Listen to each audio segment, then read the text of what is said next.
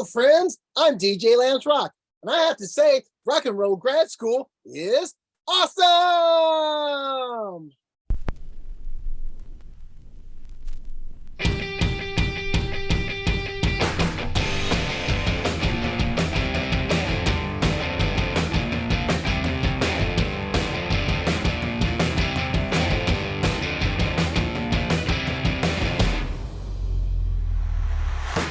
You're listening to Rock and Roll Grad School with your hosts, Heidi Hedquist and Luke Poling.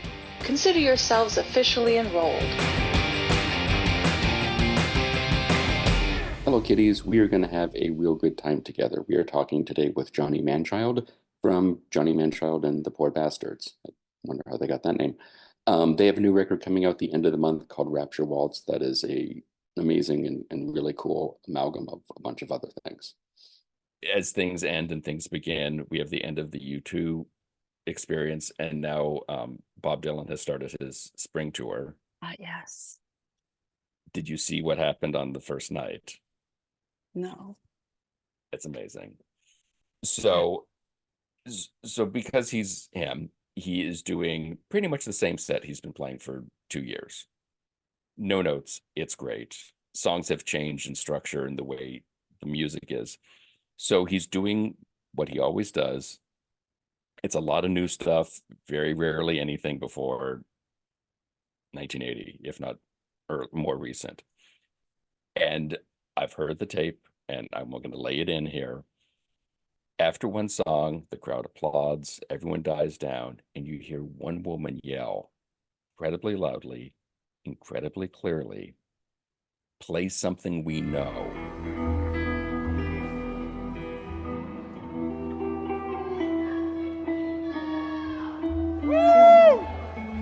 And everyone who was there was like, this woman was close. Dylan heard her, looked up at her, like made eye contact. One of the guitarists then starts playing this little riff, and you see Dylan like hear him pick it up on the piano, and they start in on When I Paint My Masterpiece. And there's a debate online if what they are playing the lyrics for When I Paint My Masterpiece, they either in the moment reset it to Putting on the Ritz or Istanbul, Not Constantinople. Well, they're very close. And the whole band just picks it up, and they're all playing. I think it sounds like Putting on the Ritz, but just like, here's the ultimate FU. We're gonna do something, but of course. I love it. It's perfect. I want to listen.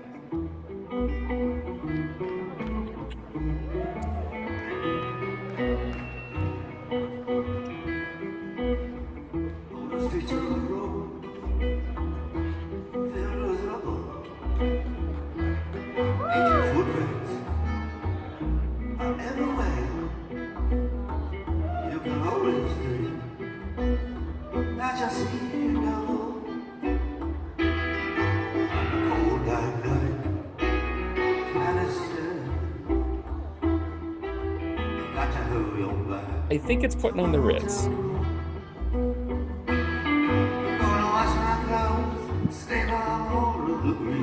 All right, I'll stop the sharing. It's kind of both.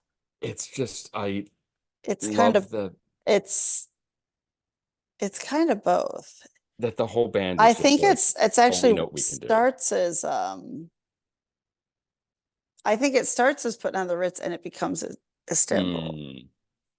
It's like, but whoever starts it starts with Putting on the Ritz, and whoever joins in thinks it's meant to be Istanbul, and it morphs. And I really think that's what it is. That could be. Because then it becomes, because if you go, if you know that Putting on the Ritz, but then it goes into the longer Istanbul. They're basically the same song, let's be honest. Yes, very much. But what better response than play something we know? Right. Something like that. That's fantastic. And I just imagine the entire band staring at this one woman while they're playing it, which I don't know if that's what happened. I just wish it was.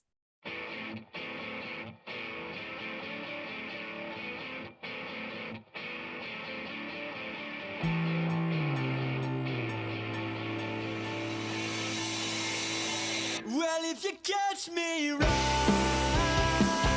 in the right kind of light, you'll see my eyes go wide.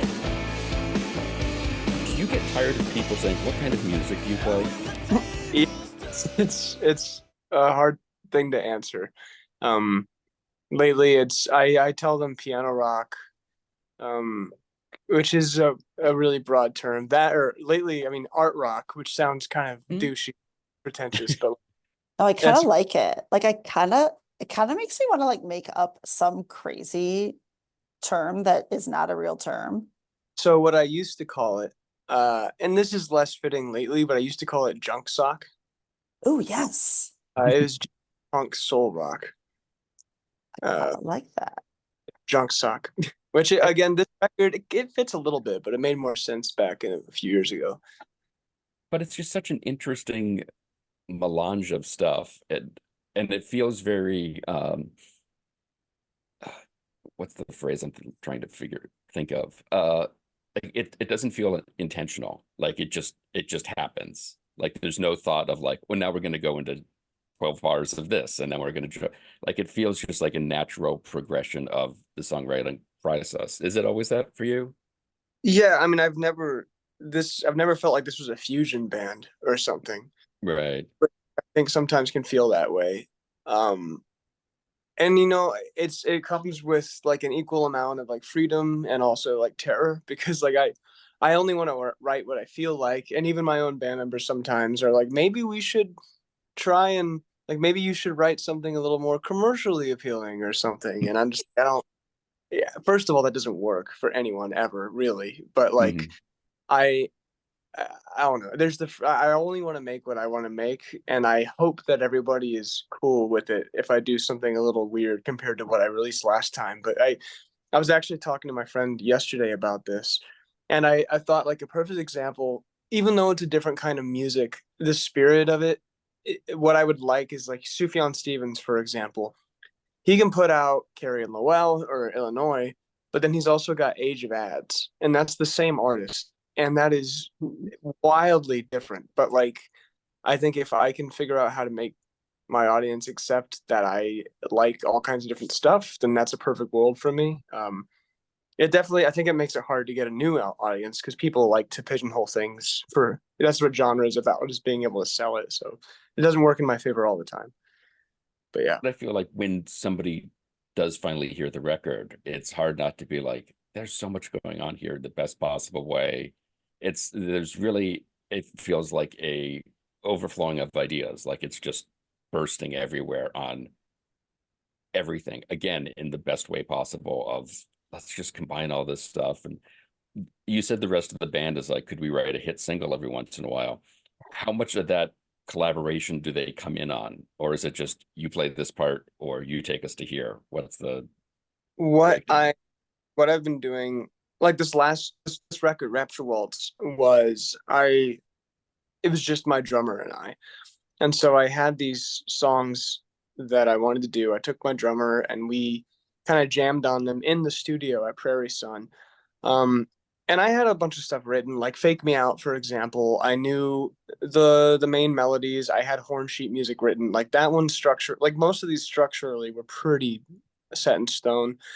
There were a few moments where like Ethan is the one that has the most say when we'll go like maybe changing a groove here, focusing more on like a 4 on the floor thing instead of this thing or whatever. But like I would say like structurally, melodically, and lyrically, I do everything, and then Ethan will come in, and that's when we kind of lay down the sauce, I guess, like and figure out how we want things to feel. More of a production aspect, I guess. And then yeah, we had a separate horn session. I write all the horn parts on sheet music, so that is what it is. But yeah, I've been trying lately to let other people produce with me. It's mostly just because it's only so much fun doing everything by yourself. It's why I don't like mixing my own music anymore, because it takes all the surprise out of it, and I want to still enjoy my own work, I guess. So yeah. Yeah, I was going to ask about that, the fact that you have this experience doing kind of post-production and mixing and stuff, how much that influence. It sounds like you're trying to not let that influence what you're doing at all. Yeah, I'm in my studio right now, which I don't use for our music at all. That makes Your sense accountant though. loves that, I'm sure. Right.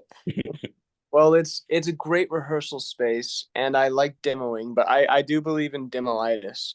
That's like a Rick Rubin term, and Mhm. I try not to demo anything until like we are just about to get ready to record, because like I've noticed this with fans too. It's why I don't release demos anymore, because there are some people who hear the demos and the new record comes out and they're like, ah, I liked how the demo was, even though the demo sounds like trash. And it's the same way with whether you're either side of it. Like, I don't want to get used to anything because that can cloud what's actually better. Um, so on the production side, I love digging into it when it's time to, but until then, I really try not to think about it at all.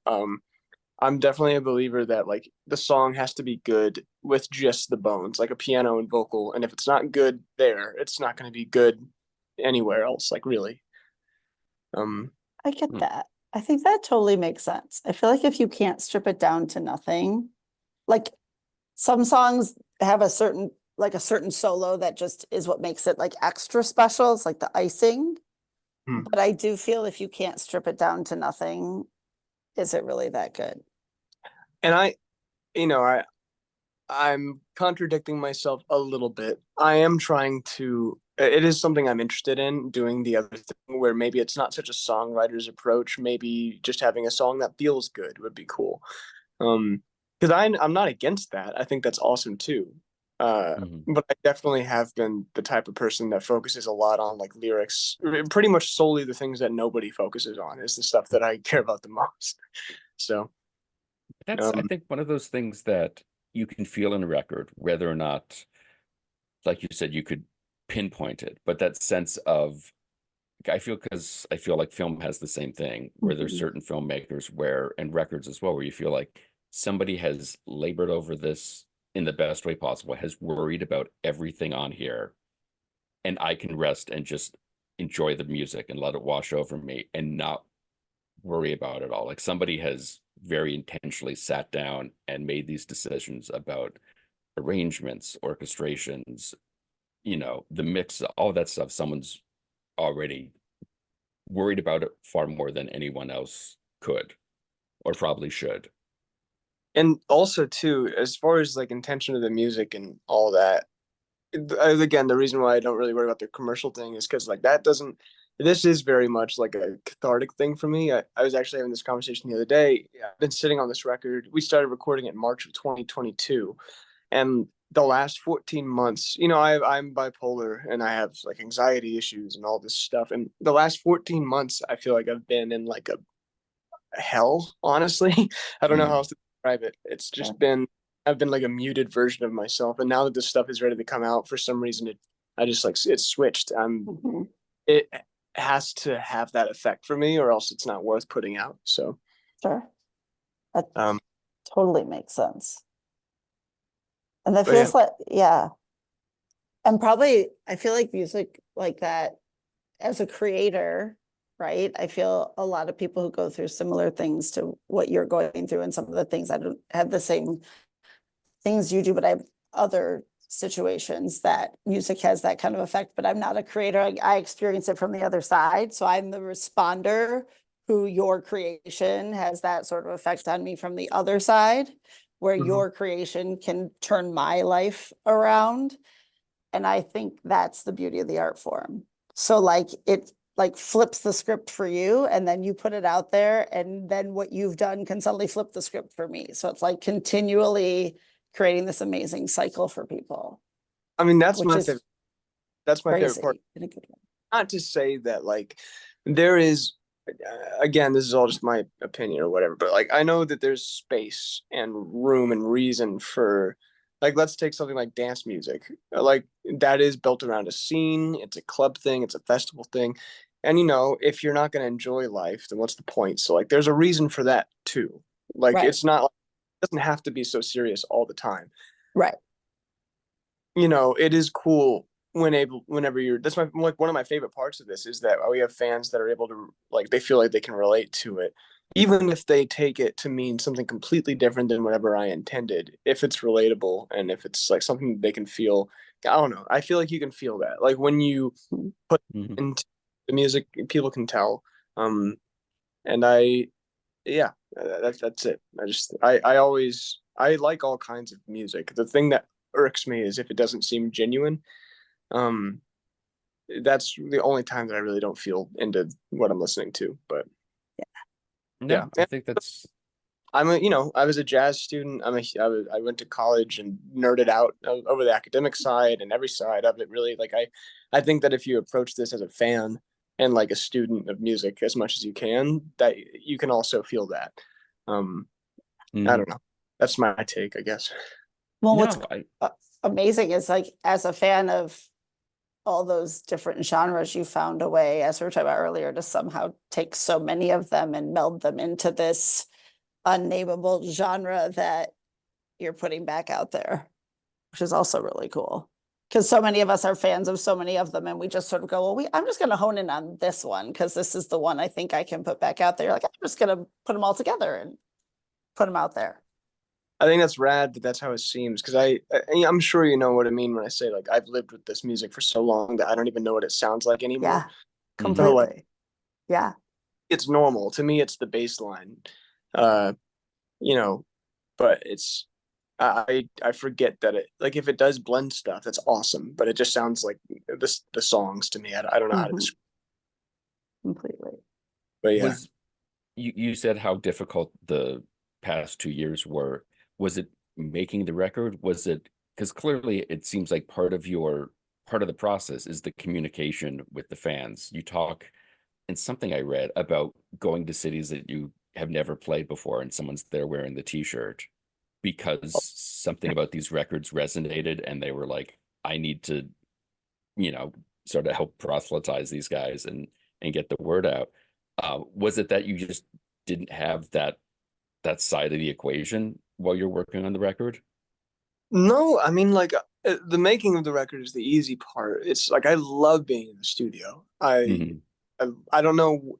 I don't know if I like touring or recording better. I can't choose because, like, for example, this Prairie Sun bit, like where we went, we were one of the last bands to record there before it closed in Cotati, California, like wine country in Northern Cali, and it was like, I mean, the isolated part of this and making the music is also in a completely different way one of my favorites because we were in this beautiful studio with this amazing like Neve console with these beautiful instruments, like stuff that I absolutely can't afford, and that makes you a good. And you sit down and you just your only job is to try and figure out what the most musical choice is for every recording and song. And I love that part. Um, like yeah, not that I don't love touring and interacting with the fans, but that part that is my own and like completely separate from the fans, where all the decisions like have Mhm. nothing with them, and it's just what I want. Like I enjoy that part, but I I think the only reason why this last 2 years was tough for me, really, I had a lot of weird life stuff, and I'm we're not a big band, but Right. it's weird finding where we're at and what my place is in music right now. And I've realized more as we tour. Our it's weird. Like our numbers technically over the last 2 years have done nothing but shrink online, which is fine. That happens. But like, I'm finding that we are. I have trouble finding any other term than like cult. Like we're becoming like a cult favorite. Like Mhm. we don't have that many fans, but they are insane. Like they are very gung ho, and the people like it's a cool thing. So I don't know. I lost sight of what the question was, but anyway, these last 2 years have been weird.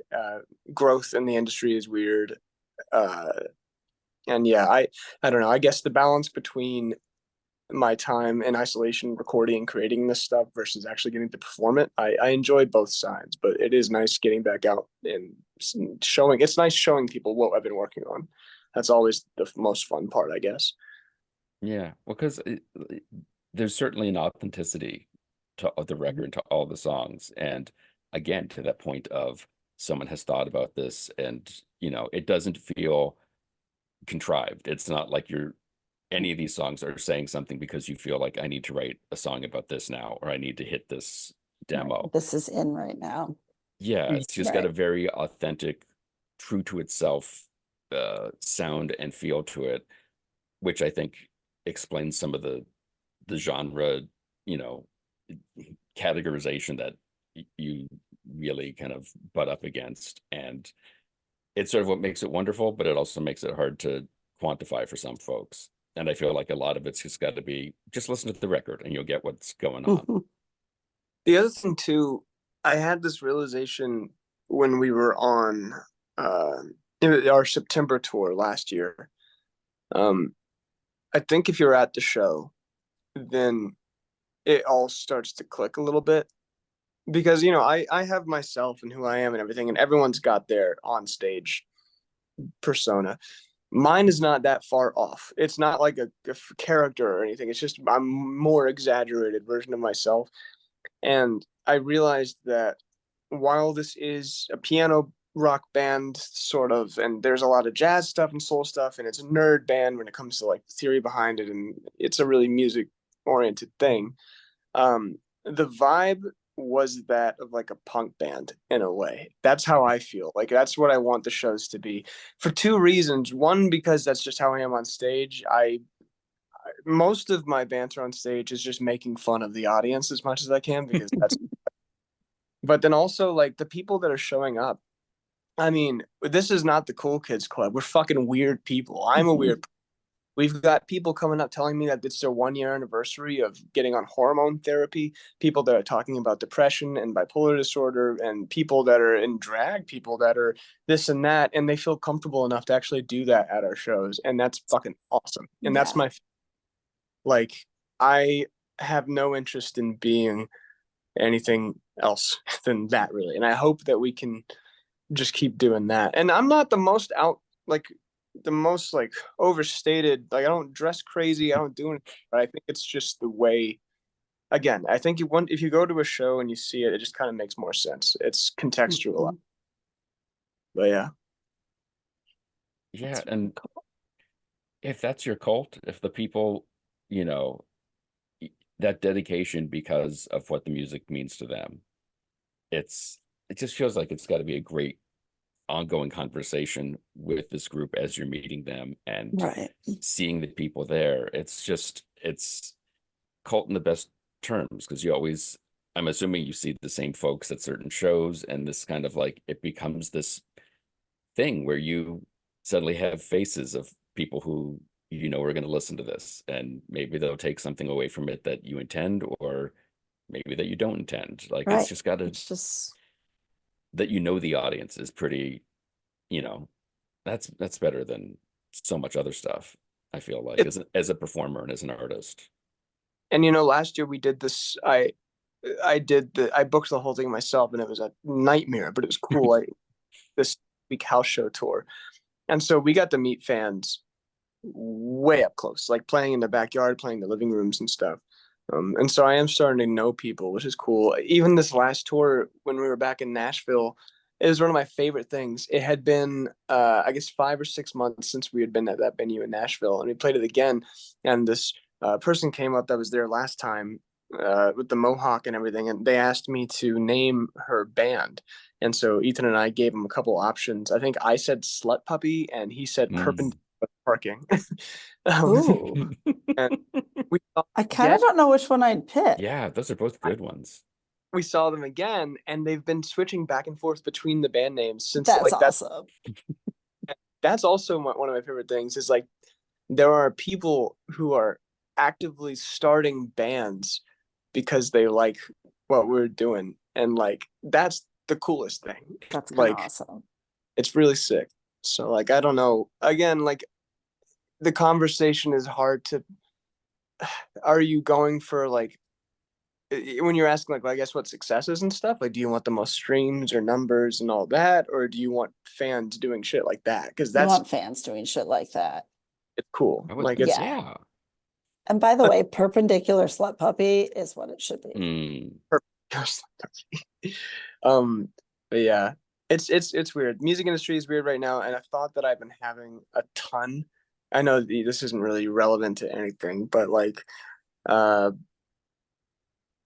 and I just lost the train of. Sorry, I Yeah. screwed it You up. had to No, no, throw in perpendicular slut puppy and And then you could have a sign outside a gig that said perpendicular slut puppy parking only, mm, perfect. like little parking signs for VIPs. Just, but it seems like too you're saying that I'm just gonna keep going. Yeah, please. Sorry, I'm on a whole different Um, tangent now. Gonna but go the be their idea, manager. yeah.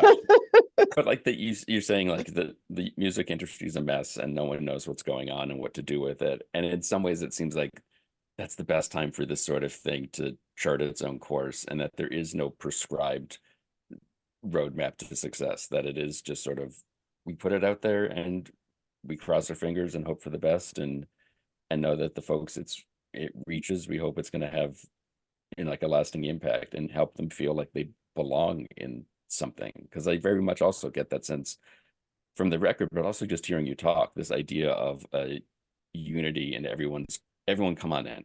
We're gonna sing some songs together. We're gonna jump up and down and have a fun night. For sure. I love to cook, even though I haven't been doing it as much as I would like lately. But like I've always said that food and music are pretty much the same thing. You don't even have to be able to speak the same language for someone to be able to enjoy someone else's food or their music. And it's a communal thing at the end of the day. Like you can compete with it, sure, and you can rate it and grade it or make money off of it or whatever. But the original idea of both was to get people together for something. And I think that's the best use of it.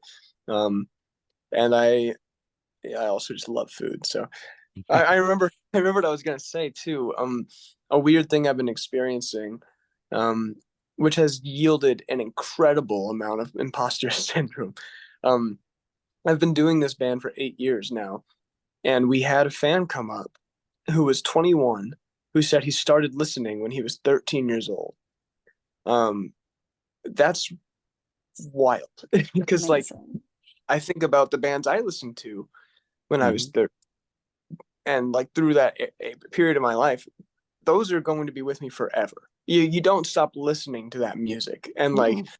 it's a weird thing because again, we're not that big of a band, but to those kids, we are, you know, just as relevant as any other. Like it's a weird thing. Um I don't think anybody really, there are those bands that are grandfathered in from the old music industry, I guess, but like it's weird right now. Like I don't know what popularity or fame or any of that actually means. I don't think anyone's really got their finger on the pulse right now of how that works, unless you're strictly in the pop scene, I guess. Yeah. But yeah, it's weird. Music is weird. We're underground for sure, and I think I prefer it. Like, I think it's more fun. It's But yeah, much better parties at least. yeah, we did. We don't, it's weird. We'll have again, growing pains is the only way I can describe it. We'll have shows with like, 90 to 100 people. Sometimes we'll have album releases with like 400 people if we're in the right place. And then we'll have a show with 2 people, where there's nobody there and there's not even a sound guy. And the two fans that are there are still just as diehard as any others. And so they're looking around being like, what is happening? Like, why is the room empty? They don't like understand that we're just not that big. So I think that's a good example of like how weird the industry is on the independent level. Um, the internet has allowed for these weird pockets that exist outside of scenes the way that you would normally build them. Like I live in Oklahoma. We don't have an Oklahoma fan base, which always surprises people, but like we just don't really. I mean, it goes back to the William Goldman quote about filmmaking. Like nobody knows anything, and the good stuff is going to rise to the top one way or another. So I think in that case, you're pretty well situated. Mhm. I can eat. I have a place to sleep, and I get to play music, and some people want to hear it, so it's cool. Who could ask for anything more? Right. In It's so many exactly the way ways. you want to do it. For sure. Well, I'm also trying to get better as a musician in the meantime. So yeah, you got to have something to do as a hobby, I Sure. guess. so like I talked so randomly this whole time. So No, it's No, amazing. You kidding me? No. These are the conversations we really love on the show. The stuff Mhm. that just goes places where you weren't expecting, and always the ones that we remember most are the ones that just you go on long tangents about something, and multiple times we've had guests stop and go, I'm sorry, does anyone care about this? And we just respond, I don't care. We care. I mean, we That's what's do important. care, Yeah. right? Yeah.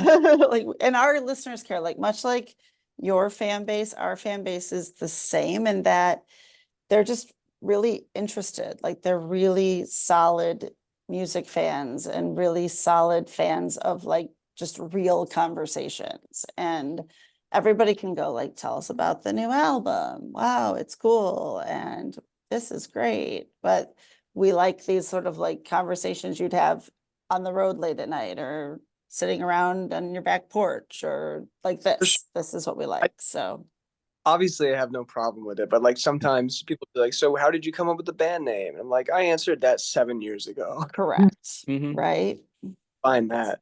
Right. It's the whole where do you get your ideas from that, we Right. can either talk about it for days or we can just go on to something else. Right. Those are the two options. There's no in between. Mhm. It's pretty Uh, tangential, I guess, when it comes to music. Exactly. Yes. So this is but- what we love. So thank you. And thank Yes, you thank for being comfortable and willing to go on that path with us. So we Yes. appreciate it. Thanks for Yes. having me. Thank you very much. Time. And please keep us posted. And Yes. hopefully you'll be headed to Michigan so we can come see you. I can come see you. Oh, I can tell you right now. We'll be in Detroit When? Oh, at the Lager House. Oh, nice. That's a fun spot. I'm excited about that one. That's a good question, Wayne. I'll tell Here, you I've right. got your website up. I just didn't scroll far enough to see when you'd be here. Yeah, no, Oh, we're there. nice. End of April. Oh, Yeah. nice. I can come see you. Okay, good. that's I'll gonna be come that see time of you. year. We're going pretty much everywhere. I'm trying my best. I love it. I I will just definitely come see you. like $3,000 on the van. It's running fine. we're gonna Perfect. make it. So yeah. That's awesome.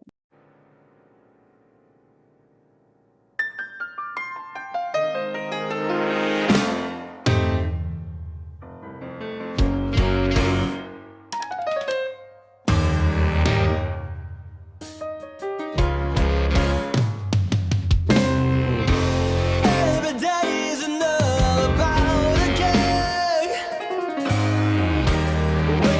Rapture Waltz by Johnny Manchild and the Poor Bastards is available March 22nd wherever you get your music.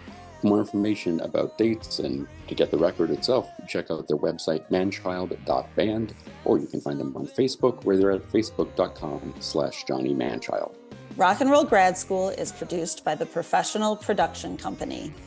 Please be sure to rate and review us on Apple Podcasts because your impassioned review is just as honest as us standing backstage waiting to come back on for the encore. For more information, you can check out our website, rockandrollgradschool.com. And like everyone else, we're on Facebook, Twitter, and Instagram. Today's show was recorded and produced by Heidi Hagquist and myself from our world headquarters located on the second floor of the professional office building, centrally located downtown. Our reluctant executive producers are John Sauvé and Sandy Stone. Our willing executive producers are Rachel Allen and Randy Jeanette. Our intern is Zach Jackson. This one's for Philippe. Thanks for joining us. Good night, drive safe, and may all your favorite bands stay together. Attention.